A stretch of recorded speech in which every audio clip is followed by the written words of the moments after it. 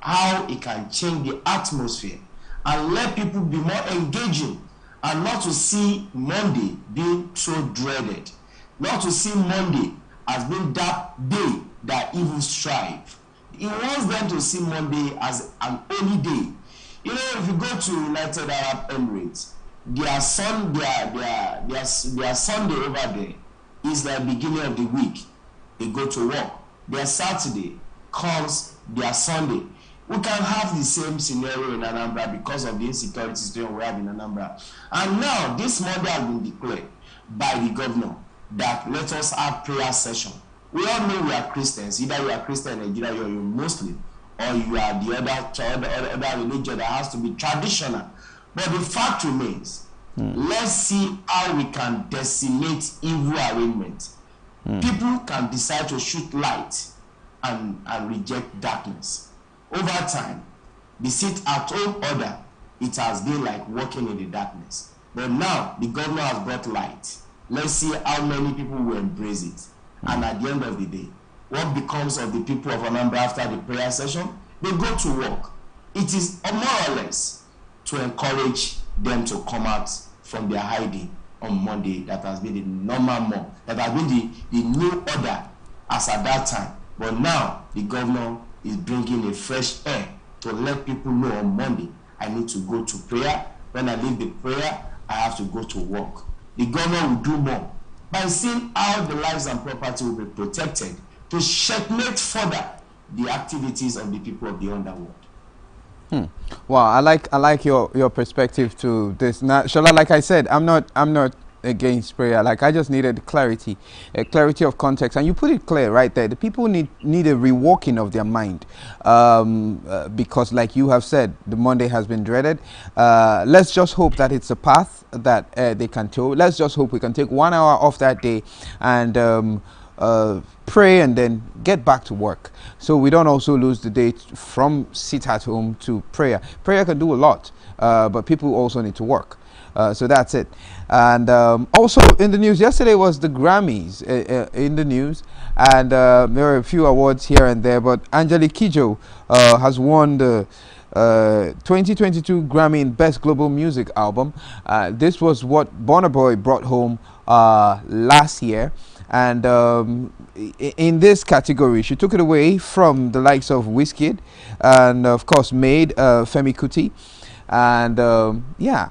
So it's an upgrade, like a different time, one would say, because of course Burna Boy had his time, he has held it, he has won it well, but now these are fresh people, and that world global music is actually a change from category to what do you call it now, world best music rather. It was changed from a category of how do I put it now, okay. Well, ultimately, the Grammys were good. Angelique Kidjo won it for what Burna Boy held before. And a few people had figured that Wizkid was going to bring it home for Africa, same way Burna Boy did. And I remember the last time Angelique Kidjo was also in the category. But she has taken it this time for the year. A few stories, a few more headlines in the news before we get into the meat of our day. And our guest will be here to join us real soon. And so don't go anywhere. We'll go on a quick break. When we come back, of course, Atlantic Blowout continues. Wow.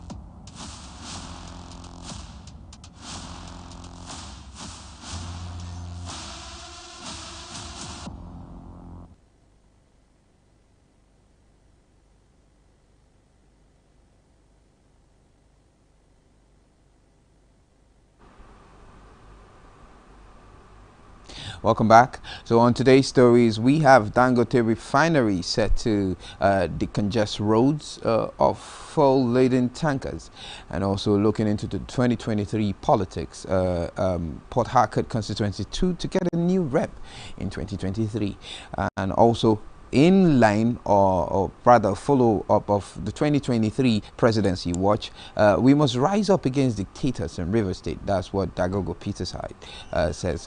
And then on to this the next story.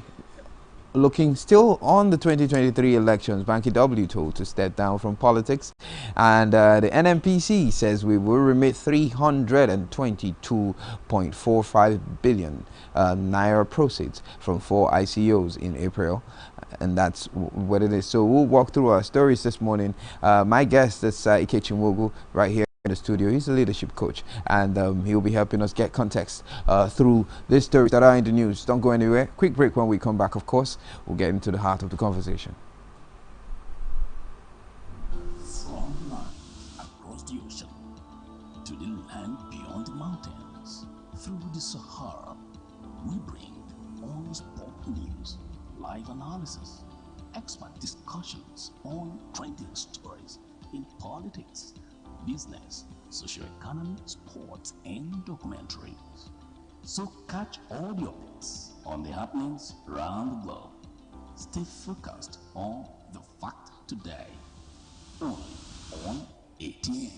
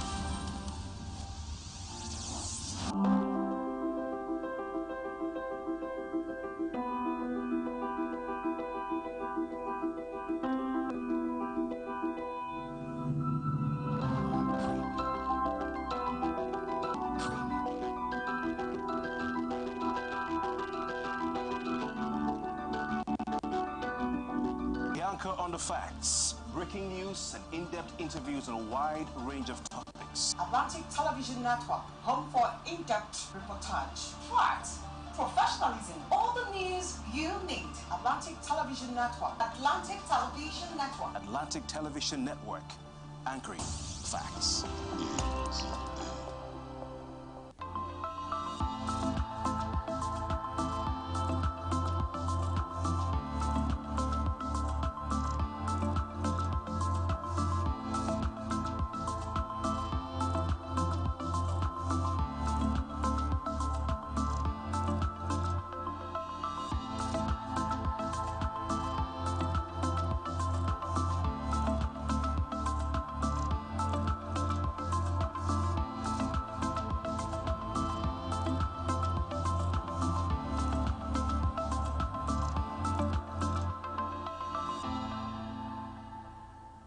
The making of Wish 99.5 FM.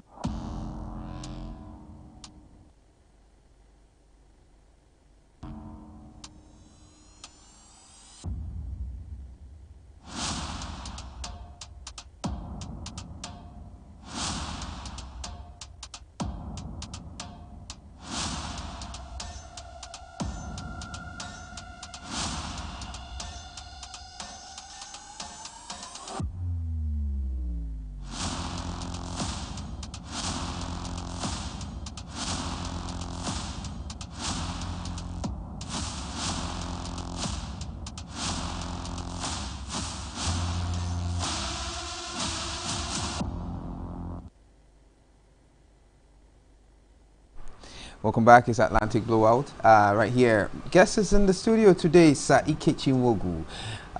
Good morning, sir. Good morning. How was your weekend? I had a great weekend, and yes, we're here now. It's Monday mornings are always interesting for us because it's like we set the tone, you know. And I enjoy talking about issues like this, especially with interesting people who can give us better context. So we're looking at Dangote with the competition of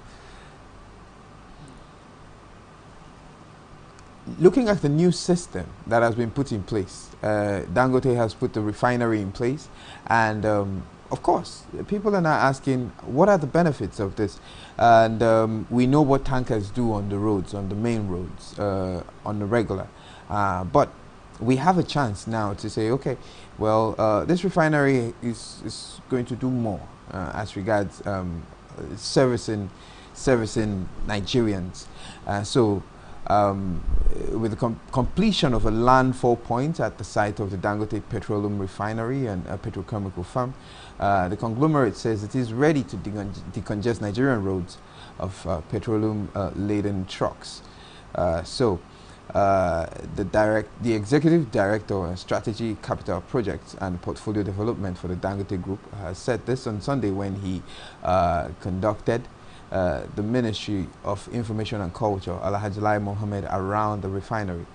The news agency of Nigeria reports that the minister, who led a team of journalists on the tour, was also conducted around the newly inaugurated Dangote fertilizer plant, Africa's largest granulated urea fertilizer complex.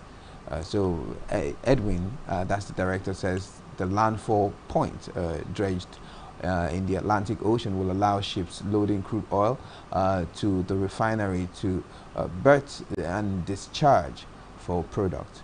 And he added that refined products from the refinery, including petroleum, kerosene, diesel, aviation fuel, would also be loaded in ships at the landfall point for distribution to Warri, Port Harcourt, Calabar, and other southern states. That's it. So this conversation, we've been talking about it, new stuff coming up, people putting things in place to help Africa, people putting things in place to help Nigeria. We've also talked about people who have thought about taking industry, instead of setting industry at home, they take it away from home, they put it in foreign countries. Instead of even making industries, they take their monies and they invest it in foreign economies. But this one is here, and it kind of seems like a gift that keeps giving, because I'm trying to just look through the angles when it comes to refining and being able to leverage on our waterways in delivery of these products. I'll let our guests into this conversation. Sir Ikechi Nwogu, what's your general take on this story? And looking at the benefits, or what you say Nigerians can get out of it, what will this do to other economies around the oil and gas sector?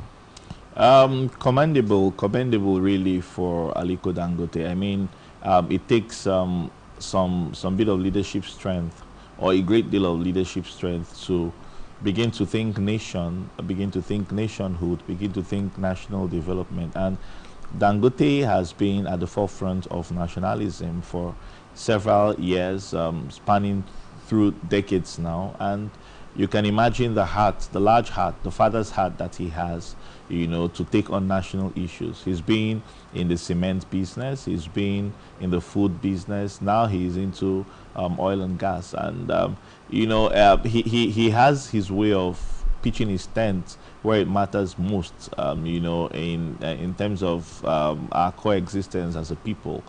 In terms of our nationality, our industrialization, and all that.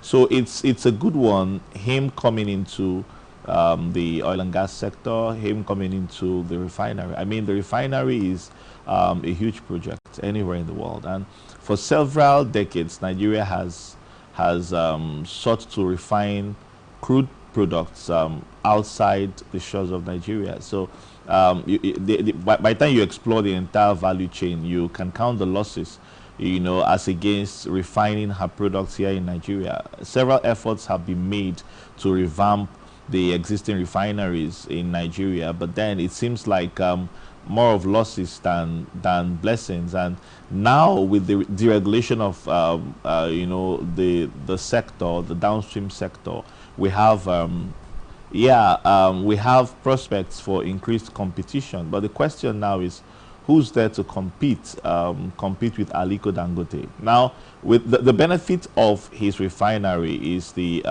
advancement of new technology, advancement of new processes, and fresh perspectives for oil and gas enthusiasts and investors in that area. But my only doubt is when he says he's going to take the queues off the roads. You begin to wonder what queues. Of course, Dangote is a businessman. He has to deliver his products at a very attractive value. Otherwise, he wouldn't break even very quickly. And so, what is that value now? Already, Nigerians are buying crude products between 200 and 250 naira per liter. And so, at what rate is Dangote going to deliver these products? Shortly before now, it was 165, and then it was 145. It was 100 and something, 87, and all that. And so, all of those years of glory are gone. So what is his ambition? What is his selling price? We've seen something similar play out in the cement industry. I remember when he came in, it seemed like glory season for the cement industry, but one major setback has been the sense of monopoly, or otherwise monopolistic pattern of play in this business, where everyone else is scared out of the game.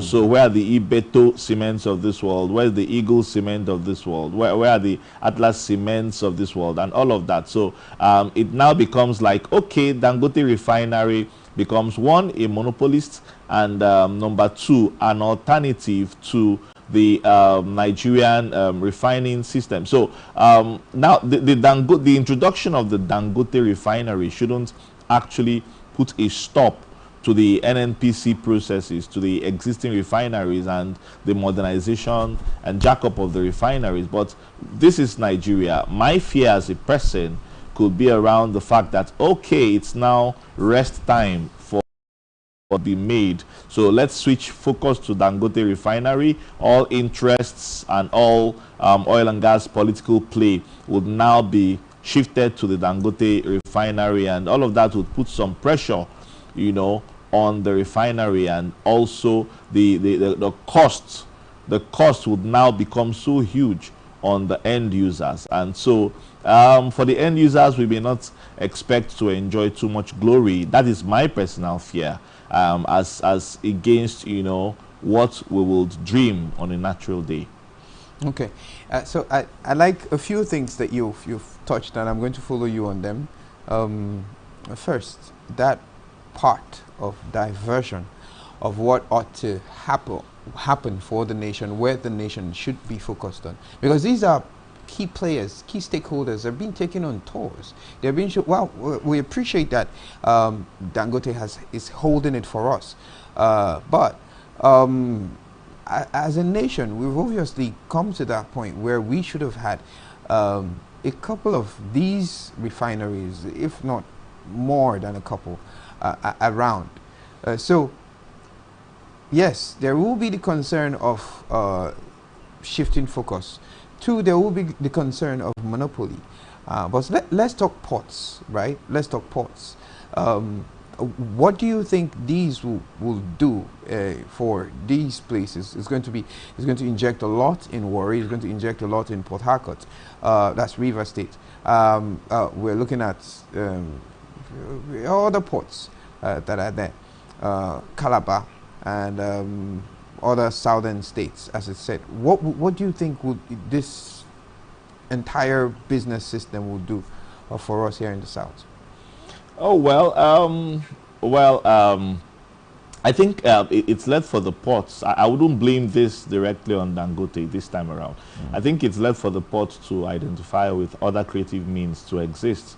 their entire existence cannot just be dependent on the Dangote refinery. So the Dangote refinery coming on board has nothing really to answer for ports activities, whether they run at losses or they run at at profits. The truth is the ports are large enough in scale and in capacity to really deliver goods and services, commerce and industry. So petroleum is just one industry, and so they should identify with other import needs. Nigeria is huge. Nigeria is large.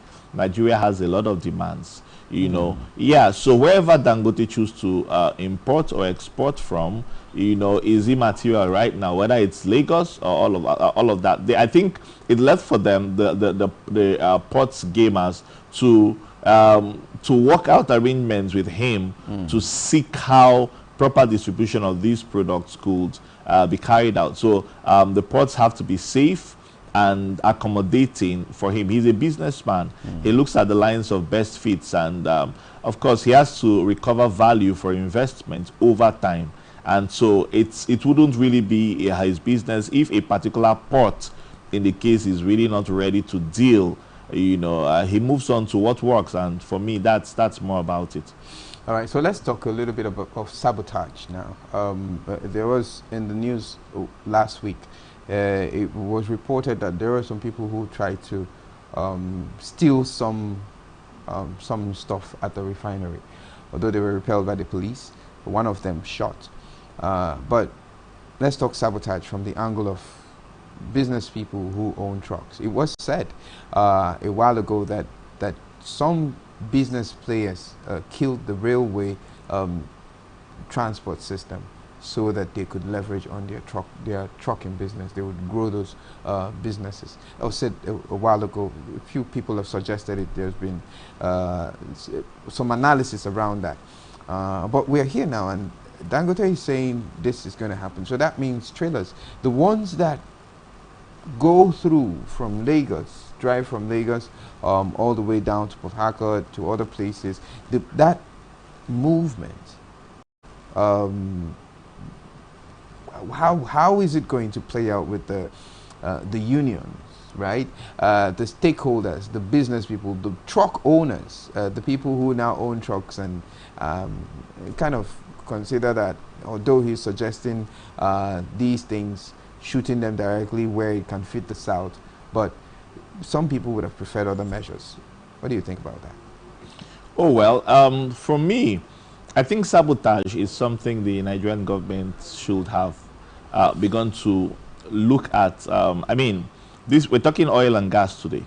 We have the power sector. There's a lot of sabotage.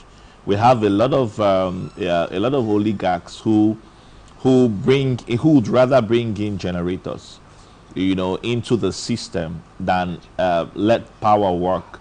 We have businessmen who have very pecuniary interests at the expense of the nation. The question now is to make the sector attractive for investors. It behooves of government to begin to deal with some of these irregularities. Okay, it shouldn't now be the business of that to begin to fund the military, for example, begin to fund the security systems. As some bit of CSR, okay, but then it shouldn't be his direct line of thinking. Okay, if you want to make this business, I mean, he's coming to help the nation in some ways, coming to alleviate some headache. I mean, all the years of inglory, of exporting crude, to be refined in other nations. I mean, even in nations as near as Niger, in other nations, just to buy them back or to re-import them at higher value. Sometimes, like, of course, look at the recent fuel scarcity. We heard about fuel being imported into Nigeria, which was below the standard of even what was locally refined by the illegal refiners. So you can imagine the compromise and all that. So it shouldn't now be the business of Dangote to begin to service the roads, to make sure the roads are really motorable for his trucks. I mean, over time, we've had a lot of accidents owing to bad road situations, all right? And then maybe a trailer collapses or otherwise a truck, a tanker, you know, topples over, and then there's a lot of flame, there's a lot of fire breakout, especially with locals trying to scoop the petroleum products and all that. So it shouldn't be the concern of Dangote to fix these facilities. If the government sabotages herself, it's a sorry one for them. If the other players in the sector sabotage themselves, I mean, why should you undo a man who's coming to help the nation? And so it's left for government to fish out these miscreants in the sector, because in every sector they are there. I mean, of what gain and glory will it be for government to shortchange herself?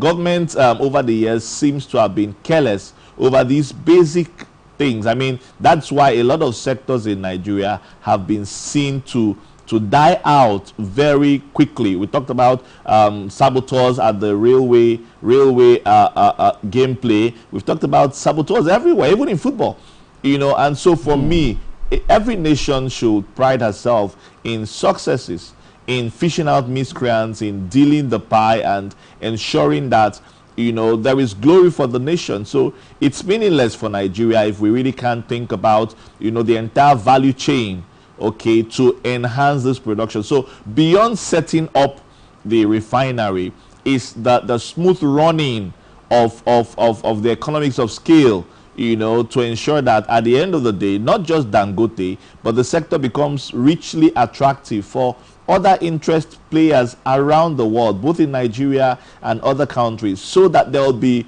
perfect competition. Okay, and Nigerian consumers, you know, will become, you know, the biggest beneficiaries. And of course, that in a huge way impacts on the GDP of the nation. Okay, so I'll go to Abuja on this particular conversation, because I know that Shola is set to join us. But before I do that, I also know that Agaji is on this show this morning, of course. Good morning, Lagos. Good morning, Agaji. Morning, Barry. We're glad to be here today, and it's a wonderful day. Good morning to our guests. How is Lagos this morning? Well, Lagos is peaceful as far as I know. I haven't heard anything bad from Lagos. We're still doing our fast-forward business and trying to make ends meet. But so far, so good. Lagos is fine this morning. All right, thank you so much, Agaji. I'll let Shola join us on this conversation, and then Shola, the guest is yours now. Sankechi, welcome to this program this morning. Yeah, good morning, Shola. In as much as we are trying to look at the Dangote refinery coming out to put a stop the problem of fuel lending tankers on our roads, major roads, do you think Dangote can achieve this if we don't have depots around the waterways?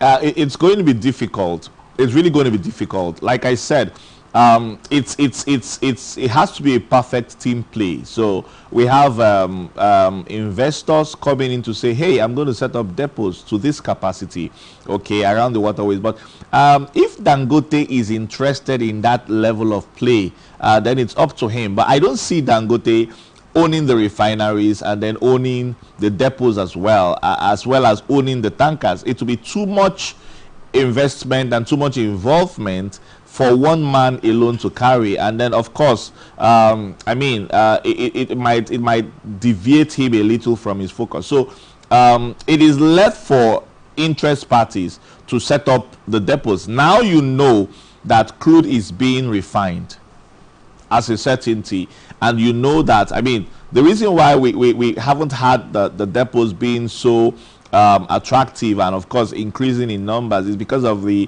inconsistency with the NNPC. But now you're sure that the refinery has the capacity to measure up, you know, in value and in volume to a large extent to what the NNPC is doing, if not more. And then you can be rest assured that for XY number of years there is going to be a sense of consistency with refined products. So now it makes it more attractive to call out to willing parties, willing investors to come say, hey, come set up depots, because now you're guaranteed products, at least for the short, medium, and maybe long term. And so it makes that business very interesting, very attractive. But to say that Dangote will go back into this system of play, I mean, imagine one Dangote refinery or one Dangote personality owning the entire value chain for crude production, even and sales to the point of the consumers. I'm not sure Dangote is the owner of Nigeria. I'm not sure Nigeria would want to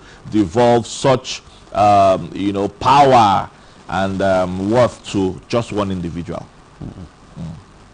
I hope they can make use of our waterways to make sure they discharge this. Thank you, Sir Kichi. Thank you. All right, Agaji, over to you.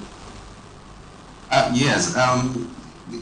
I was also wondering how this decongestion on our roads was going to be achieved, because as we speak, there is no rail line directly to Dangote refinery, which means wherever this fuel or the crude oil is going or coming from, it will still need to go on our roads. For instance, if the refinery is ready and there is oil to be taken to Kaduna, for instance, there's no rail line that is connecting anything Dangote refinery to Kaduna, so it has to go on the road. So I do not know if there is an intel into how this decongestion on our roads will be achieved. I was in Apapa yesterday.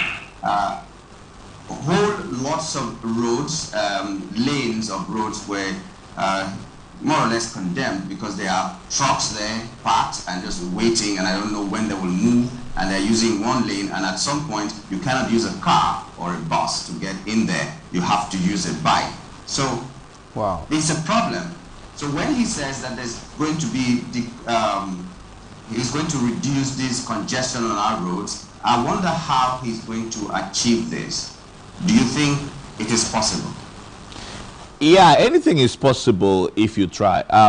So when you look at the foremost oligarchs of Nigeria, the likes of Dale Carnegie, Rockefeller, and the rest of them, you see men who anticipated needs and created solutions even before the government thought about them. So you had men who had products that needed to be pushed to the consumers, to the end users. And so in some cases they built their own roads, they built their own rail systems. And so I think that before Dangote would have thought about this, he should have thought about, you know, certain capacities end to end, and probably procured certain licenses to do this, maybe at a toll fee, because of course it's not just his product that will be transmitted through these rail lines and all of that. Okay, where roads need to be created, hey government, let's negotiate. Can I not build some of these roads? I've got the capacity to build some of these roads,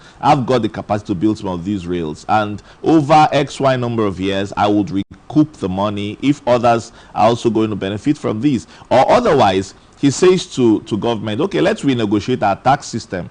Some of my tax money payable to government, because we know the sense of corruption and diversion with taxes. So some of my tax money would now be used more directly to build infrastructure.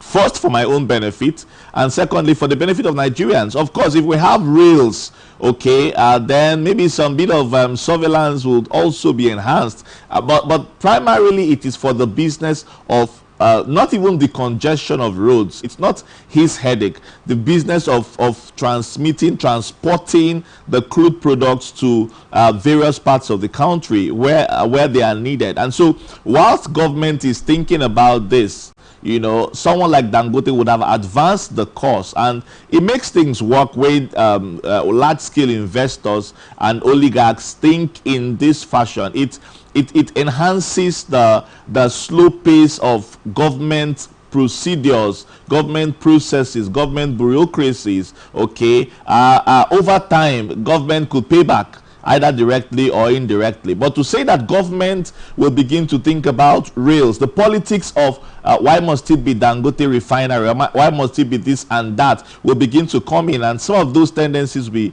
grossly compromised. So if Dangote is able to do that, to the sense of decongesting the roads, because at the end of the day, not doing that, I mean, government not doing some of these things would only shortchange government. Now, if you look at the direction of flow of government roads, okay, the east-west road, for example, look at the lane that transfers products to the north and other parts of the country. You realize that those roads are in worse shape than the ones that bring in empty trucks, empty tankers. So empty tankers are coming into the town to buy products.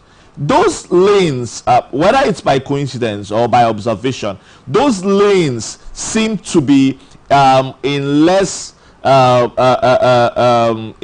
destruct form than the lanes that are transmitting, especially from the south up to the north. Okay, and no one has calculated the impact or research on why this is so.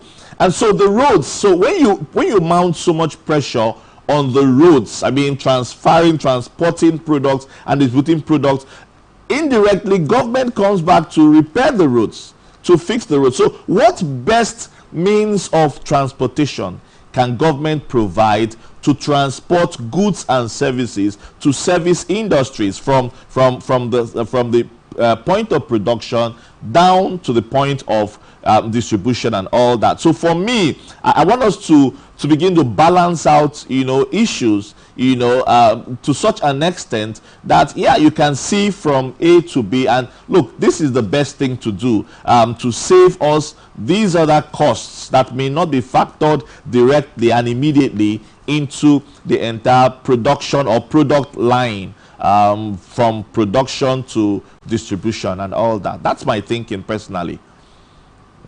Yeah, but these are discussions that should have been had before this time, because government talks about Dangote refinery as if it is the salvation that Nigeria needs. So it is not being talked about like a one-month business. It is like something that will come and give Nigeria a lease of life, like it will give us fresh breath. And then these things were not factored into the plan, because Dangote has been, over the years, given some form of, I don't know how to put it, but has been given some freedom to do a lot of things that a lot of other Nigerians cannot do. For instance, when there was lockdown in Nigeria, he alone was given the opportunity to import things and export whatever he needed to do. Nobody else had that. So which means the government and Dangote work so much hand in hand that sometimes you find it difficult to even separate government from what Dangote is doing. It seems a lot of people in government are benefiting from what he is doing. But now, if you're talking about Dangote being, maybe just having a flash on his own and trying to do what is right, what about the ports that are supposed to be taking these products? Are they ready? Is government having the right policy that will make these ports function optimally, like the Calabar port, for instance? It is more or less not functioning.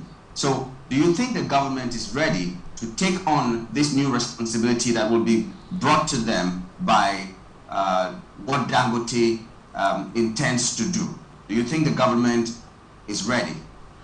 Oh wow, it's a very tricky one here, because when you talk about port business, you talk about the concerns of government with port business, and then you look very deeply at the politics of port business. And so the government of the day could decide to sabotage a particular port in a state or in a zone simply because they are not interested in advancing the concerns and the interests of their political party. And so that's wrong politicking.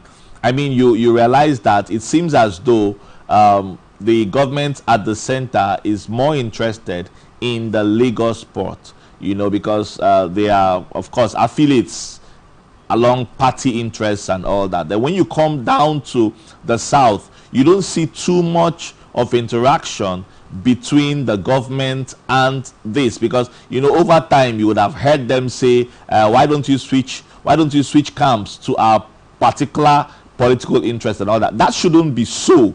That should be so, which is why there's the ever increasing call for restructuring. Let's restructure our economic base to ensure that, independent participants in business, like the ports business now, can have the liberty to play their game and express themselves and do everything they can to support the center. Because government, if not well calculated, could only shortchange themselves when they take certain decisions. And sometimes you look at this and you wonder, what is happening? Do Nigerians not know all of this? Because like you asked a little earlier, I'd like to highlight the popular John Maxwell feature, which talks about the law of navigation.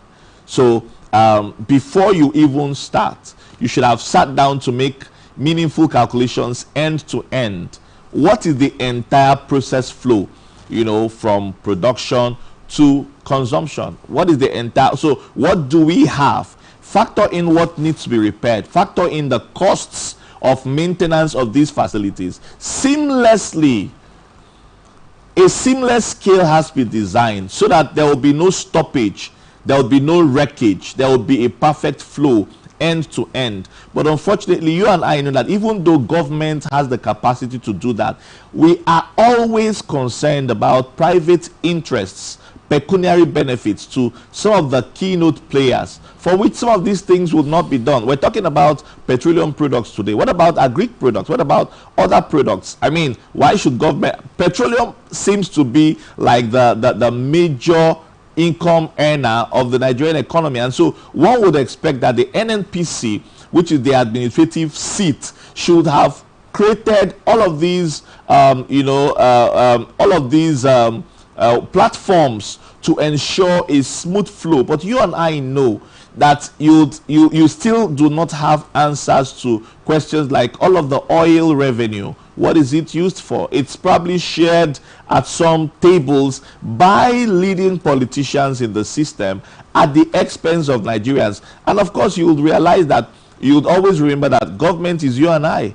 So some of these ideas should be thrown out to the public domain. I hope that someone will be listening to this, to draw some inspiration, some strength. Hey, I didn't think about this. Now I will think about this. Now let's factor it in. All in readiness for the takeoff of the Dangote refinery. Because what has always been the case in Nigeria, and what is most discouraging, is government never seems ready for what they ought to do, and so there's always that back and forth movement, let's see, and then things are never really perfected. So the investor gets to suffer a lot of mishaps, a lot of distorted flow to his business, even against the promises of government. So government should go back to the drawing board like they always do and review the entire scale of interaction between the production and the consumption lines, and ensure that all the dots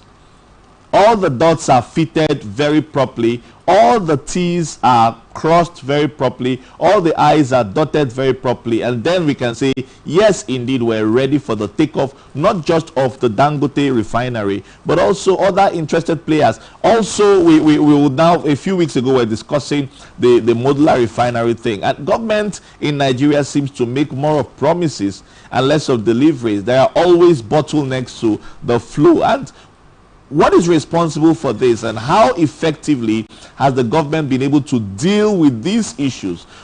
Like our fear initially, now the Dangote refinery coming on stream will most likely shortchange the NNPC, or rather compromise the functioning of the NNPC and the continuous repairs. So there would never be a time of perfect competition, and for me, it dampens the trust the Nigerian people have on the administration of government processes within the country, and it's really a sad one if government doesn't really act fast on this.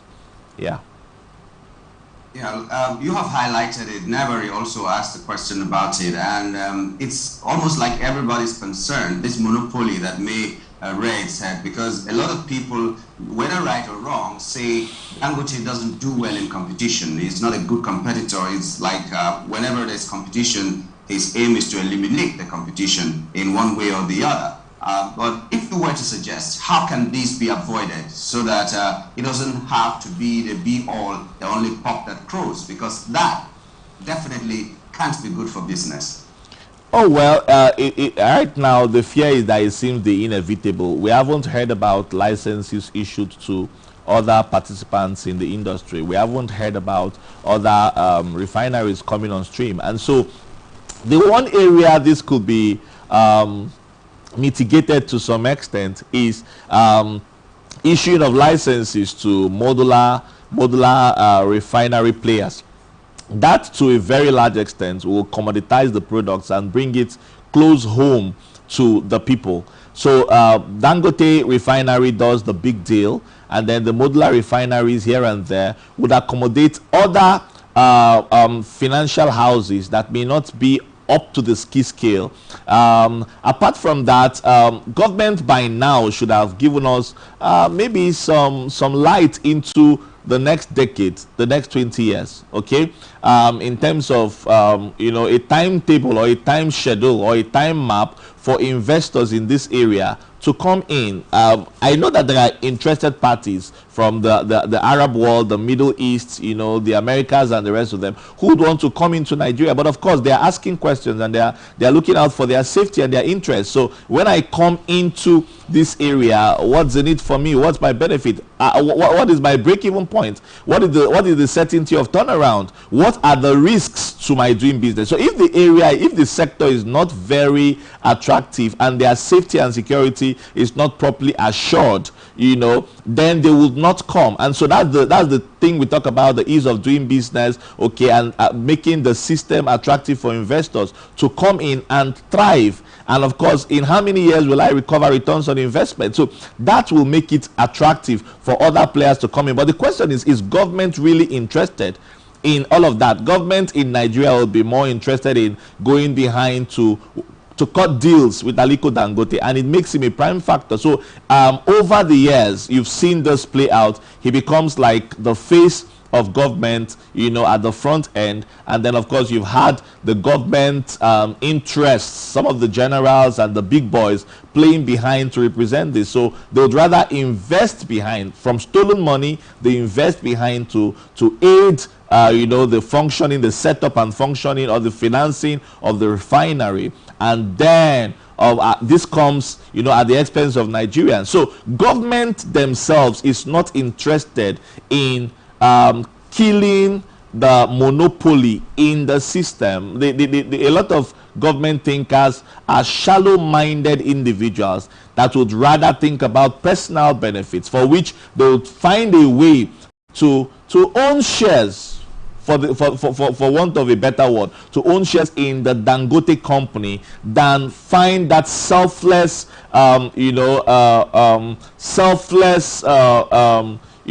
process of ensuring that things are thrown open to Nigerians for the benefit of Nigerians. So for a long time, yeah, it is good to say that Dangote doesn't like monopoly, but if he wasn't supported by the government to stay monopolistic, he would not stay monopolistic. So how many other licenses are issued to willing participants in the oil and gas sector? How many other licenses are issued to, hey, 2-3 banks?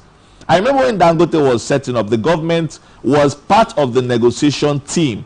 Okay, the president then would take him from place to place, saying, hey, trust him, banks, give him this kind of loan, nations support his business and all that. So government has always seemed like, you know, a member of the Dangote board, as it were. Okay, so if that is the case, then okay, Dangote provides respite to government. Government is a bad businessman. Government does not need to run the NNPC. So even the NNPC, which comes as a direct competitor to the Dangote refinery, would otherwise cease to refine products just for Dangote, in quotes, to recover his initial returns on investment. And for me, that's bad business, really.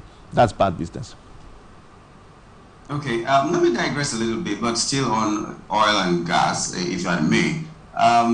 Some people say the clamp down on the, how do we call it in Port Harcourt, bullfire.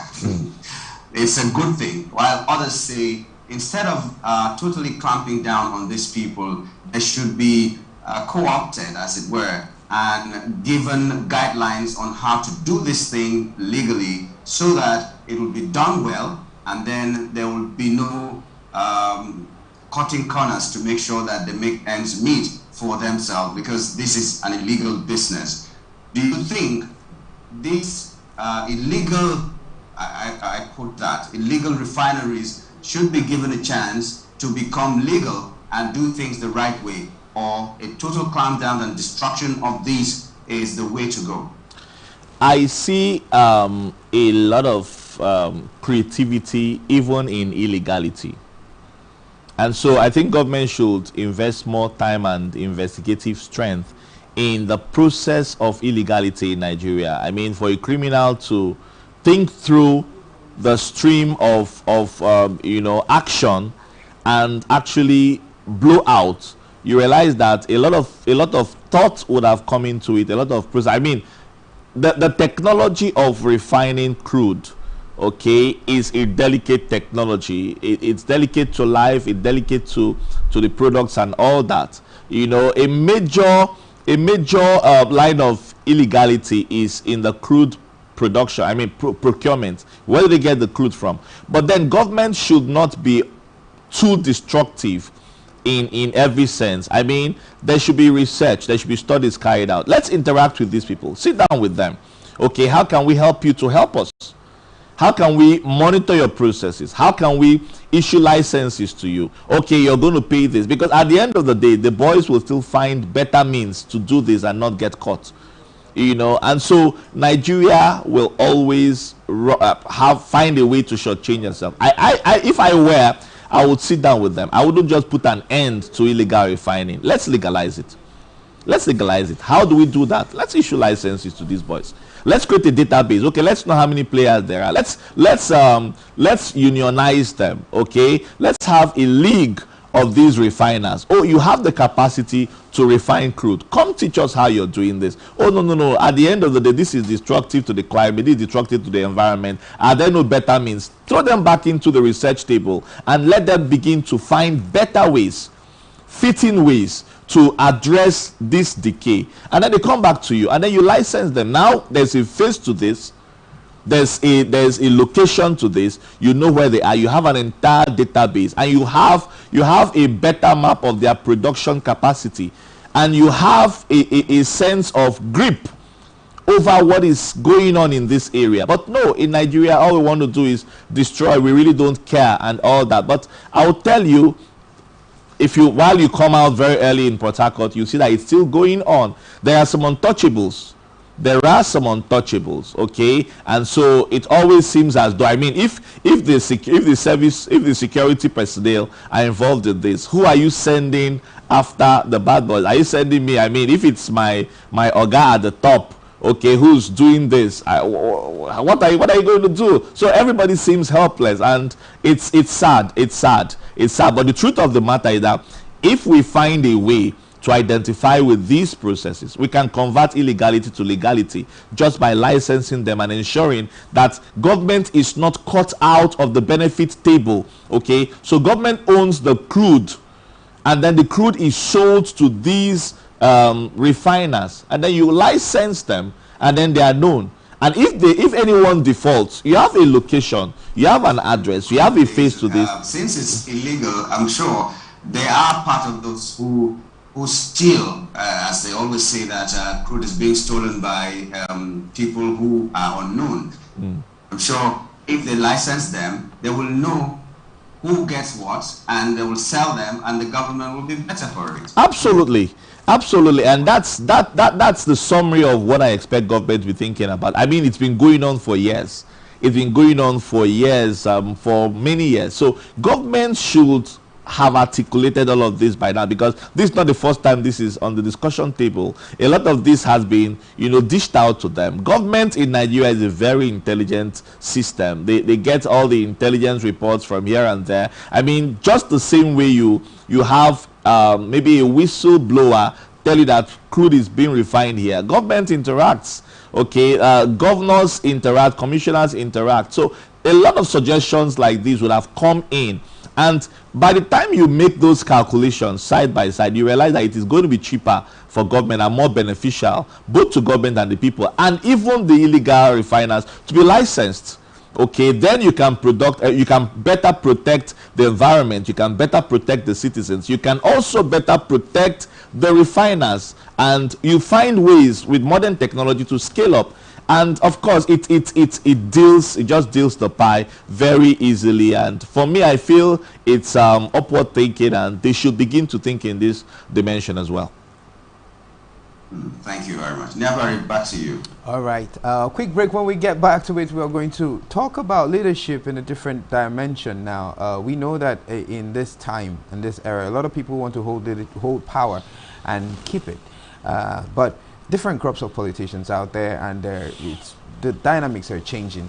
So when we come back, of course, this story about a politician who has decided not to follow through with another term in office. Quick break. When we come back, of course, Atlantic Blowout continues.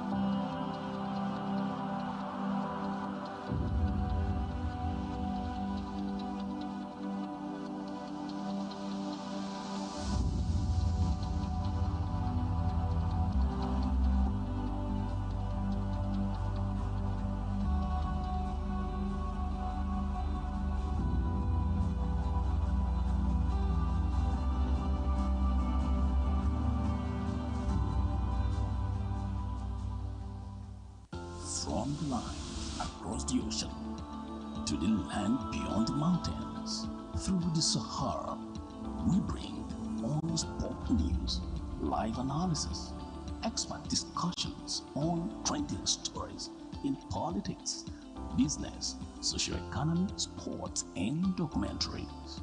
So catch all the updates on the happenings around the globe. Stay focused on the fact today. Only on ATN.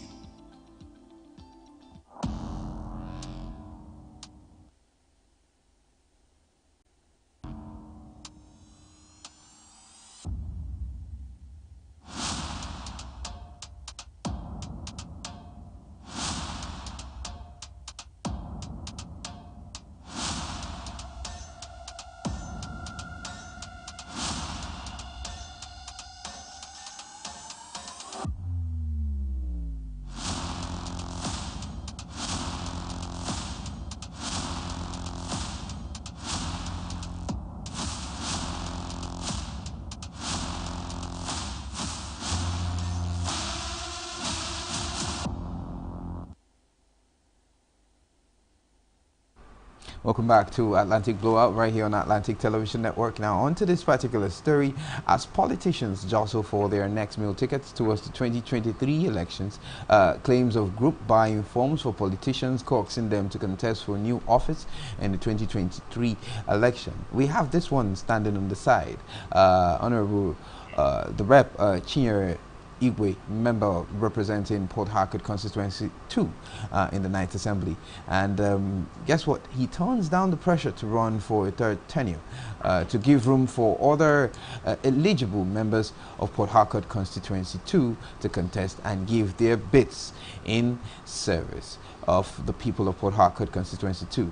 And the press release made available to newsmen on the 31st day of March 2022, he said, and I quote, Our people have therefore renewed their avowed commitment to representation with capability, capacity, and character that give voice to the people. They have inundated me with calls, messages, delegations, and emissary on the way forward of my participation in the unfolding 2022 PDP process.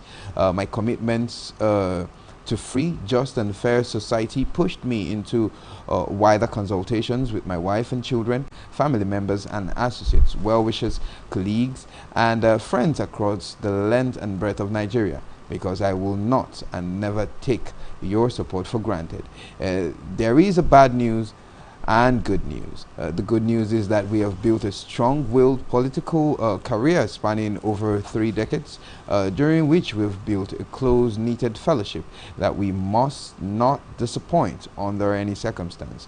We have also shown, displayed, and exhibited commitment to leadership, despite suffering personal perils due to our support for leaders.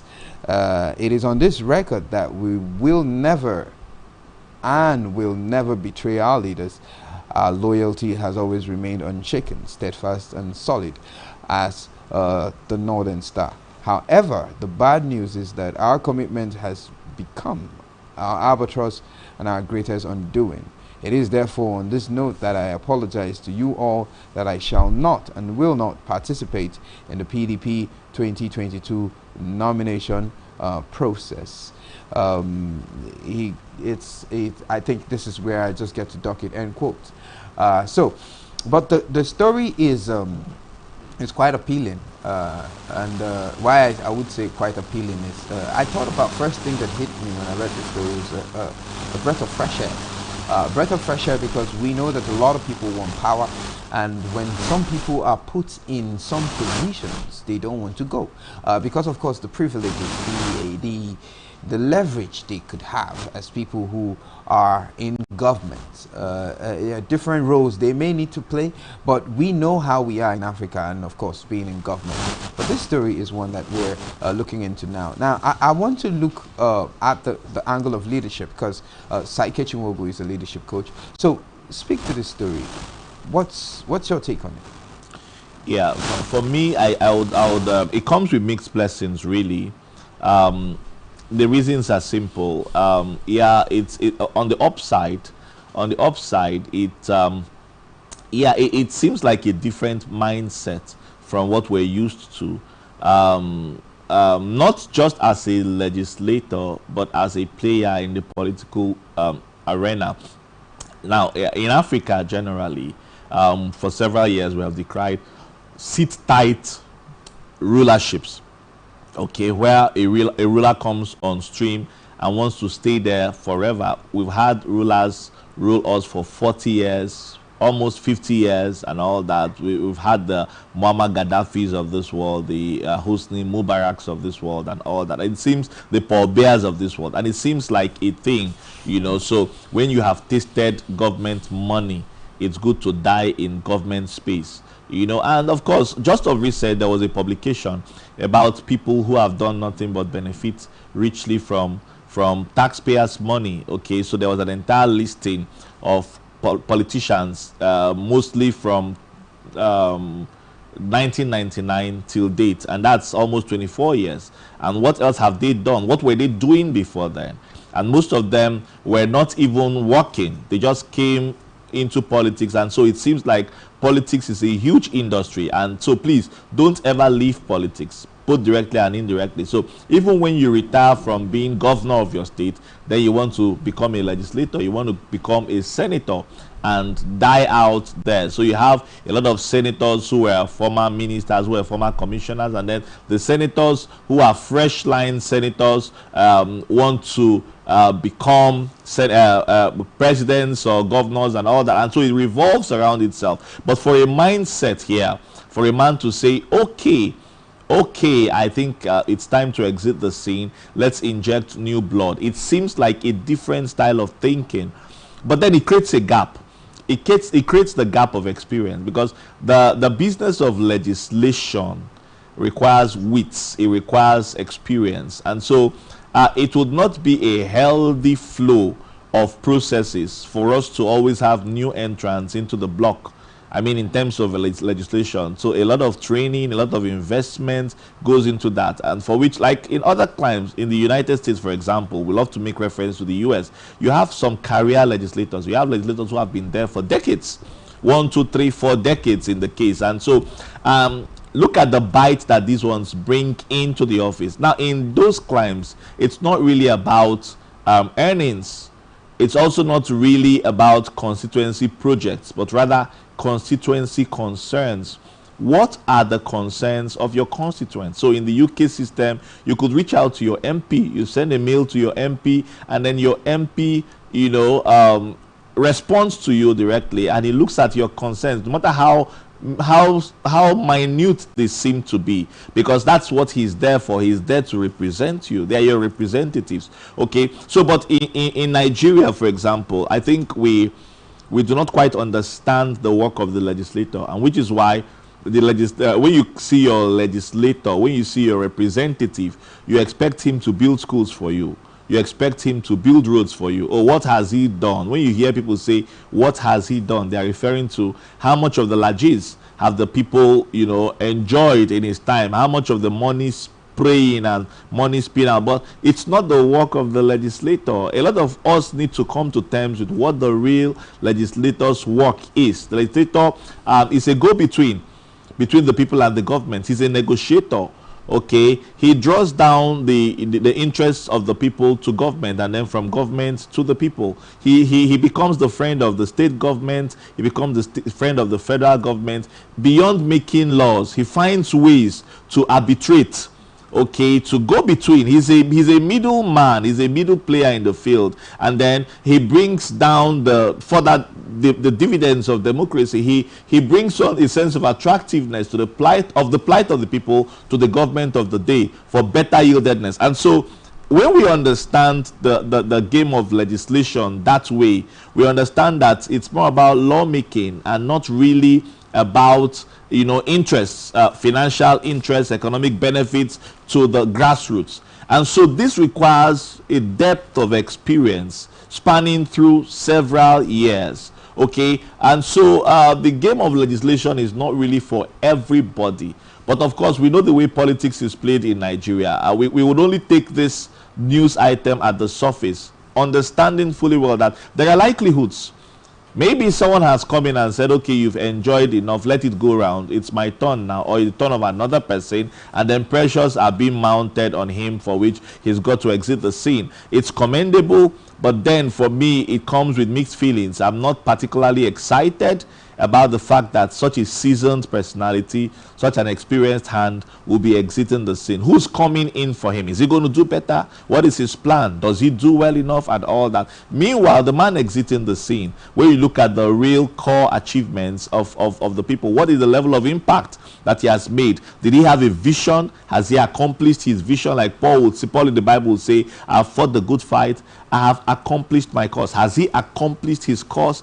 If he has accomplished his cause in 1 year, 2 years, 3 years, fine, it's good to exit the scene. If he has not, then I think his pedigree will still be required somewhat at the place of leadership, maybe at another level, but I think he's still, we're not done with him yet. Okay, I like how you put it. We're not done with him, but let's take this from another angle. Do you think that there should be some form of mentorship system that ought to be put in place for leadership in Nigeria? Because we're looking at a new plan. A lot of us are saying this. Some people are seasoned, some people have been there, while some people argue that some of the people who are supposedly seasoned are just there to know how to leverage on the system for their personal benefit. There are people who can say a crowd of people are surrounding them and saying, carry on, go again, go ahead and speak for us. Is there any way that we can ensure that gap, that lacuna that you have proposed is not there anymore? Yeah, I've had the privilege to chat one-on-one with certain former legislators, and yeah, they've got a lot of experience to offer, a lot of experience. These men don't have, they know more than what we know, you know, because of the depth of training they enjoy all around the world. And this requires real-time investment. It's huge on the pocket. It's a huge impact on the pocket of government because it's a requirement. And for them to just exit the scene without transferring this knowledge will not be good. What institutions offer this kind of value? Okay, because a lot of them who have exited the scene, from my personal experience, would break out into another line of business, maybe production, maybe oil and gas, maybe anything of interest to them. Okay, and so it's left for the lawyers and the already established institutions, you know, like the universities, to provide tutelage to aspiring legislators and all that. But beyond what the books would profile is the personal thoughts, the personal experiences of the man who's just left the scene, for which we expect a better sense of interaction at whatever level, whether at church level, mosque level, community level. What is the level of engagement? I mean, from legislator to constituents, what is the level of engagement? And that has to continue, and it requires a well-defined system, well-defined structure beyond the okay, let it go around, beyond the rotational formula. Okay, I've done this, it's now your time to go. Because most of the interactions we see in these parts, you know, would only bother around, this was how I got in, these were the numbers of bottles of wine I visited the other people with, not really the real business of legislation. So when younger people want to speak with experienced hands, they want to know how they got in. How can I get in like you? How did you hold on to power with so much influence? And how can I be that influential? What books did you read? Who did you talk with? Not really for the benefit of the impact of legislation on the people, but more about the benefit of how you made it that far and how I can also make it that far. How come your name was so out there in the news? And you know, the interests are not really you know, what carries the meat of development in Nigeria. And so if we're going into real-time investment into institutional transfer of knowledge, and then I think it requires real-time seriousness, real-time commitment to ensure that our nascent democracy doesn't become nascent in the next 50 years. It has to be intentional. It has to be well calculated and well mapped out. All right, I'm going to Shola on this particular story. Shola, over to you. And thank you, Nyabere. I hope all is well. Politically, all is well, because National Assembly, lawmakers, it's not a place one will go and you want just someone to go back, because that is the pillar of democracy. In other clans, we have seen lawmakers starting their career there, and they are still there up till now, spending years. Sakechi, are you suspecting any sort of intimidation? Well, every view I present right now will be personal, but understanding, he hasn't said so for now, he's a fine gentleman, but understanding the way politics is played in Nigeria, it seems awkward, it seems unimaginable, it seems not the norm. It only eases our thoughts into suspicion of okay, you're required to go into another schedule on the political map. Okay, maybe some guy at the top has said, okay, yeah, so you're useful, you're intelligent, why don't you come look at this? Okay, there's going to be a promise, we're tipping you for ministerial position, we're tipping you for governor, we're tipping you for president, we're tipping you for this. So that's usually on the positive note. On the negative note, there's threat to life, there's intimidation, there's all sorts. And of course, he hasn't come out openly, he's a fine gentleman. He hasn't come out openly to say this has been the case. But I think from the Nigerian platform that we know, as time goes on, we will get to know what is behind all of this, whether it was just, you know, the leading of God. You know, all politicians in Nigeria are led by God, whether it was the leading of God or otherwise intimidation, or otherwise, you know, the constituents calling out and saying we're withdrawing our support because your performance wasn't as exceptional, wasn't as clinical as we expected. In time to come, I think it's just very close. We'll get to hear either from the grapevine or other news sources on what the real details are. But so far, so good. It's commendable that a man would have the kind of heart to say, okay, I've done 8 years, and if for the monetary aspect, the economic aspect, okay, I'm ready to exit the scene. That seems like a good one. But ordinarily, Strategy is actually rare, and this kind of gesture to a larger extent is golden as far as Nigerian politics is concerned. Can we also look back and see if anything of such had happened in a pre-election agreement with the party stakeholders? It always happens. It always happens. The political season is a heated season in Nigeria, and there are a lot of negotiations. I remember once a young friend of mine walked up to a sitting legislator, a sitting House of Assembly member. He went with 2 bottles of drink. He was telling me, he went with 2 bottles of drink, and he said, Oga, please support me. I want to come in as the new legislator representing our constituency. Apparently, he was saying indirectly to the man without even thinking it, Oga, I think you're done with your office. I want to replace you. And the man saw it like an affront, and he walked him out of his house. I'm not done enjoying the office, and then you want to come in and all that. What do you mean? And okay, so there are a lot of negotiations. Before Chinyere Igwe came on scene, who did he speak with?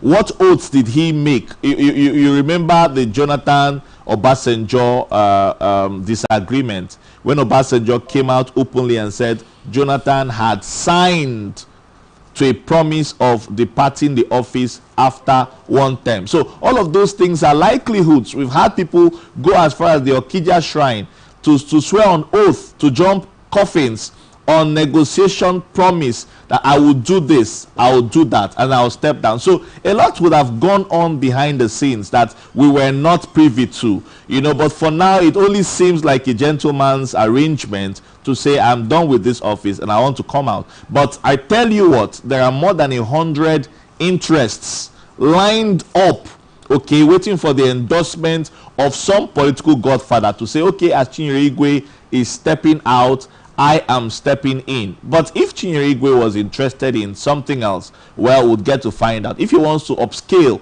maybe from the House of Assembly, from the House of Representatives to the Senate, or some other political interest, or if he was even maybe as a gentleman defecting to another party for which he's saying this, we will get to know. For now, everything we're going to discuss will just be assumptions.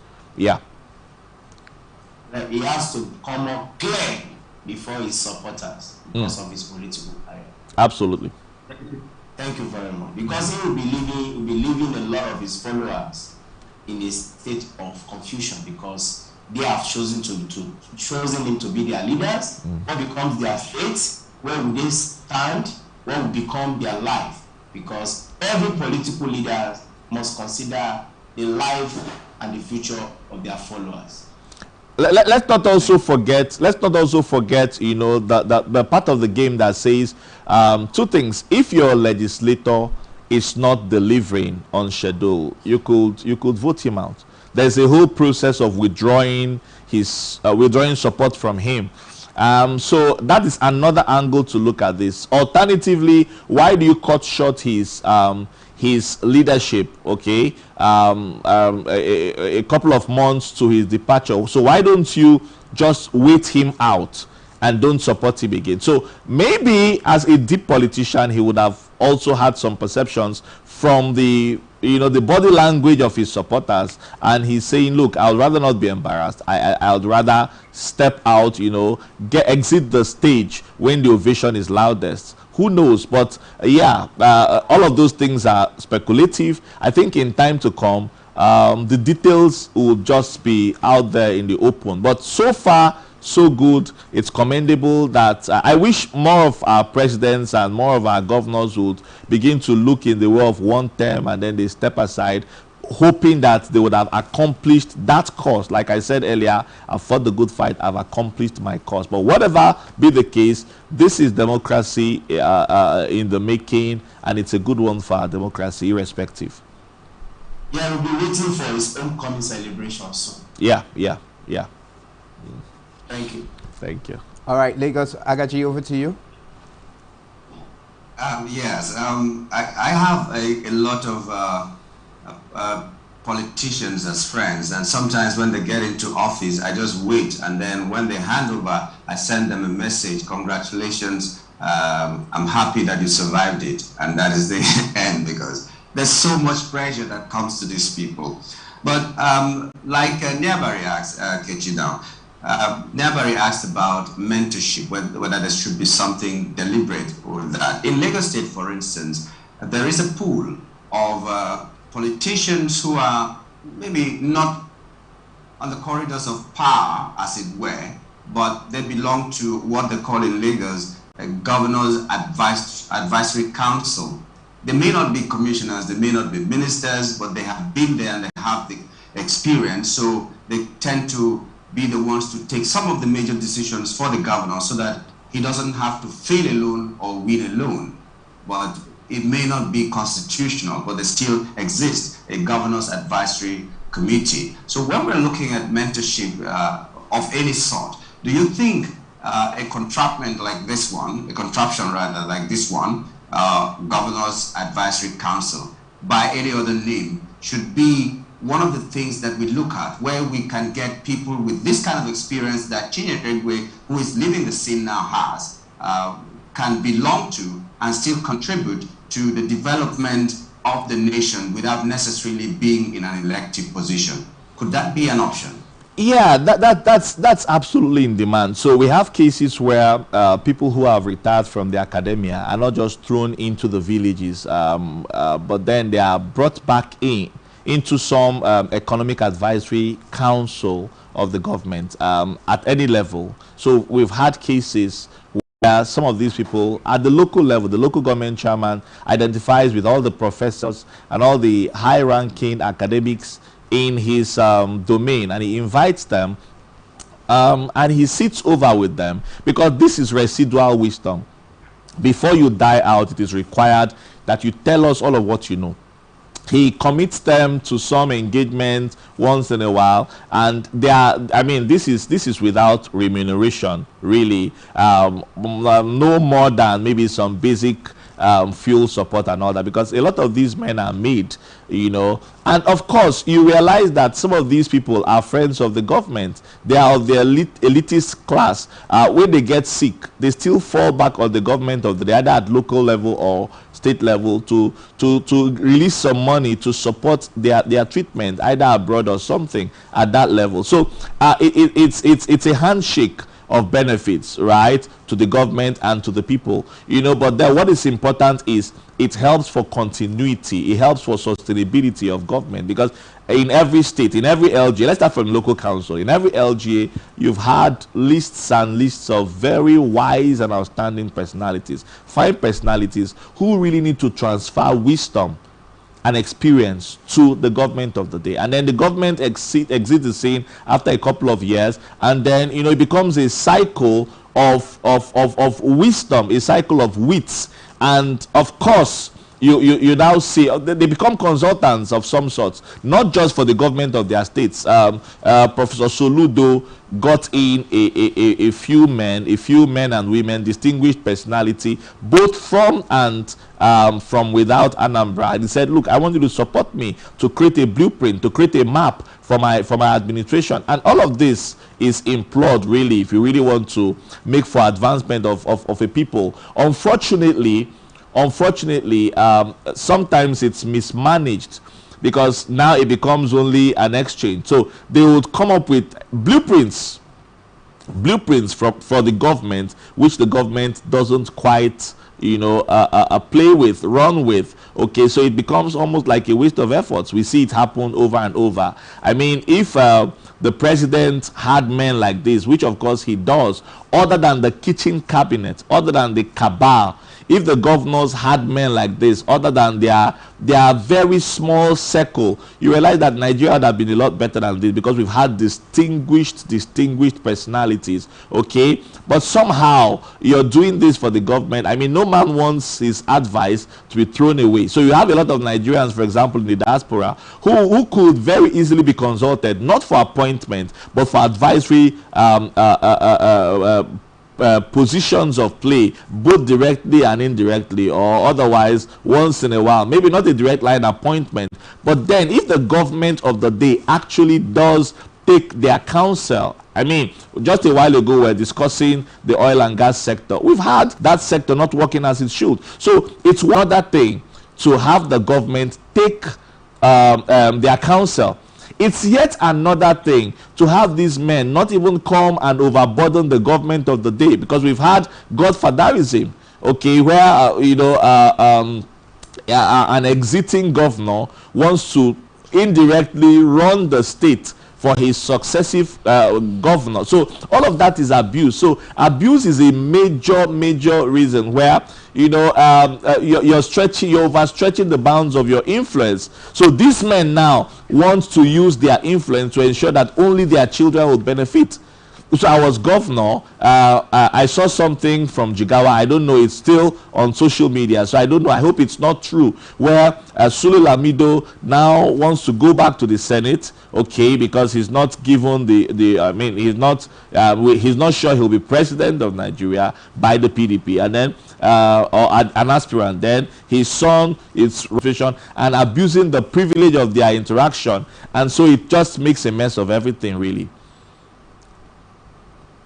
Well, if men of the same ilk are grouped together, maybe 100 of them, do you see one being so supreme that he will become the godfather that can lord it over the governor or the sitting governor? Because I think this is the beauty of, and cannot be the one to take decisions solely to his benefit. Isn't that the beauty of gathering all these people together? It depends on who the governor respects. It depends on who he wants to take the decision. At the end of the day, every man is disposed to his own decision, irrespective of the quality of advice that he gets. Okay, so you revere your father so much, or you revere a certain politician so much, and there are 100 of them.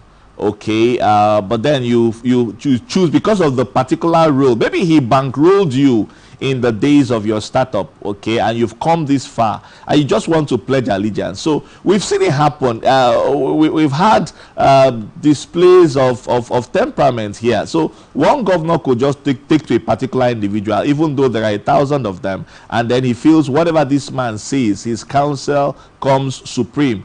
So that changes everything. That changes, even what we're thinking about right now. But ideally, when you have a lot of advisors, it's required that you meet with them from time to time, and you take advice from here and there and all of that. But then the prevailing mindset around here is ownership.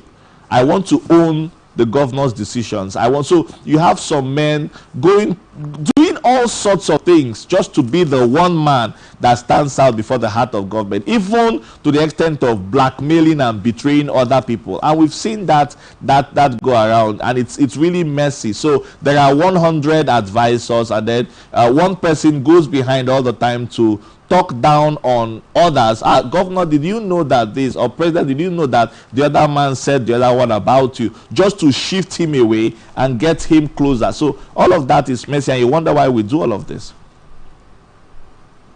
Okay, well, over time, in very long, for instance, in the US, we had a senator called Robert Byrd, who served from January 1959 to 2010. That's 51 and a half years. Legislators realize that they are legislators. Where do we start from? So a few years ago, I think sometime around 2013, 2014, a drunk man actually walked up to me. He's my friend, young man. He has access to the governor, and he walked up to me and said, I have spoken with the governor. I'm just telling you because of how important you are to me. He was drunk. And he said, the governor will support me. I want to go into the House of Assembly to represent my constituency. And I have always known this man.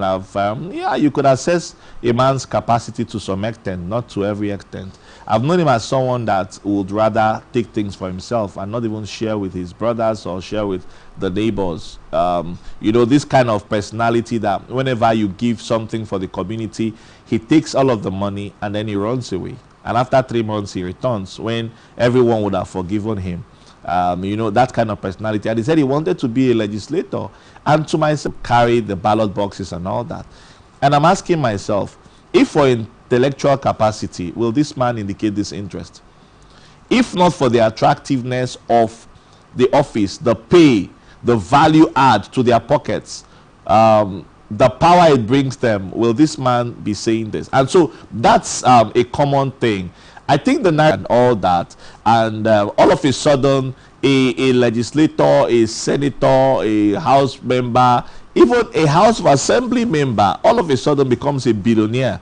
You know, they ride the best of cars, they live in the best of houses, and you wonder how much they're well. You realize that only people who are sincerely devoted to this commission will want to do that. So the pay is not too attractive. The demands of the work in the business of legislation, in the business of talk, in the business of lobbying, in the business of negotiation, you have to be skilled. I mean, not the case like it is in Nigeria, where a legislator serves out an entire 4 years, an entire 8 years, and he doesn't pass a single bill, but he earns his money. Not in the case where a legislator is just there to sleep. I mean, we've had cases where legislators are sleeping on the floor of the House. We've had cases where legislators don't even show up for meetings, for House business. We've had cases where legislators go for trainings in Brazil, and we're getting scandals of Brazilian girls here or American girls there and all of that. Displays of irresponsibility. So if the money wasn't good, I mean, imagine where you came to do the business of legislation and you were asked to do that pro bono. You were asked to do that for free. I'm sure that the numbers would grossly really reduce. And for sure, you will have a set of Nigerians who are so dedicated that they will still stand out and say, I want to be a legislator. Those are the real legislators, irrespective of pay. I mean, take the money away. I want to do the business of representing my people. And so when you make the office less attractive, you discover that you have the real, genuine interests coming out to say, I want to do this. So that's a starting point for us. Well, what would the people say that you're representing? Because in Nigeria, it seems as if we have our son there, we have somebody to buy us free drinks and all that. So how do we talk to the people and make them realize that the pressure they're putting on their leaders is not supposed to be? Where do we start? Well, it's voter education. The people just need to be educated. There will never be that time when Nigerians will realize that, okay, the business of legislation is not about sharing the spoil and all that. Over time, they'll come to terms with it. Initially, they'll reject you. They'll say, what did you do for us? What did you give to us? They want you to pay their house rents. They want you to pay their children's school fees. But you will say to them, oh, no, this is not it. Over time, the consciousness would come in and, yeah, would get to terms with it. It's not really a problem. Back to you. All right, thank you so much. On this last one, this is important to us because I would love Saikechi to put his 2 cents on this one. Popular Nigerian DJ Obi has called out Bankole Williams, that's Wellington, that's Banky W, as he joined the People's Democratic Party, that's the PDP. And he announced his defection on Friday, and his plans to contest again for House of Representatives for 80 Osa constituency. His defection was met with criticism, as some accused him of dining with corrupt politicians by joining the PDP. You know, so however, you obviously have the other part of the end of people who would applaud him and the likes. But let me come to Banky W. He represents the the young. He represents that new energy, you know, in politics. An entertainer who's successful. He has built the likes of Wizkid, who has gone to win Grammys, and then he has also now decided to run for office. The last time he did, and he's running again. What's your take on this story? When I first heard that Banky W was running for office, that was in the last dispensation. I was impressed, because we need people like this, fresh blood into our political system. Yeah, to come in with their innovation, with their smart thinking, with their sense of creativity and exposure. Banky W has spent a chunk of his life abroad, you know, and all that. So it's a great deal, and I encourage more participants into the space. We've had the likes of Desmond Elliott and the rest of them. Even Kate Henshaw has once indicated interest. It's a good one.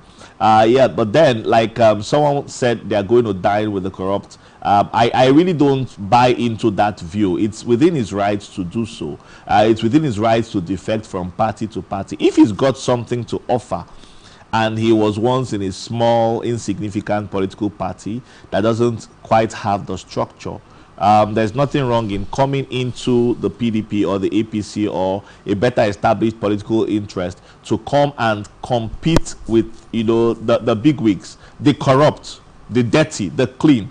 We want more clean individuals to come into the dirty environments and clean up the system. If he can fight out and win, then kudos to him. It's his thing, and so we shouldn't interfere. There is no such talk as dining with the ungodly. You know, there's no such talk as dining with the ungodly. It's absolutely meaningless to me. Okay, so I like how you call it dining with the ungodly, but there is that flip too, because a lot of us keep wondering. I've heard some people criticize the political system in Nigeria, and it's been said that is this kind of cross-carpeting encouraged by young people? Because I know the young people started the party. This is what the young people are about. Started parties like that, and young people are clustering around them. But how it's like the ant and the elephant. That's well, Nigeria has not yet thought through a formidable third force, probably because the so-called dirty politicians have not stood out to say, I want this to happen. So it has just been statements and noise. Remember how the APC was formed?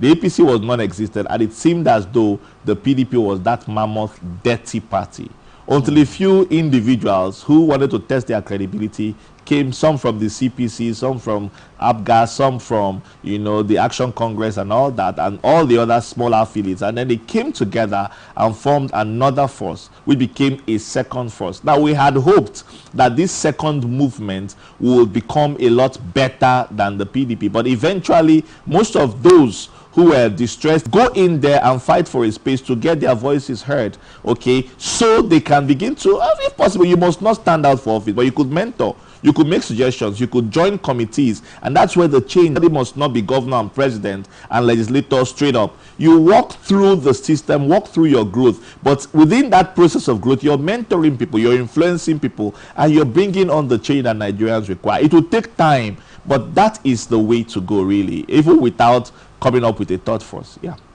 All right, thank you so much, Saikechi Nwogu. This is where we get to dock today. We can't go further on the show, but know that tomorrow, 7 a.m., we'll still be here on the Atlantic Blowout. I would say a big thank you to Shola in Abuja. And thank you for being part of this program this morning. And Saikechi, have a good day. Thank you, you too. Thank you, Shola. And over to you in Lagos, Agaji. Thank you so much for joining the show. Thank you, Lianabari. Thank you, Kechi. Thank you, everyone. From the Center of Excellence, I say good morning to you all. All right. So as the day unfolds, of course, enjoy your day. Remember to follow us on all our social media platforms. On Twitter, we are Atlantic TV Net. On Facebook and on YouTube is at Atlantic Television Network. On Instagram is at Atlantic TV Network. Remember, peace and unity are the pathways to progress. I am Niabari Fakai. Enjoy the rest of your day.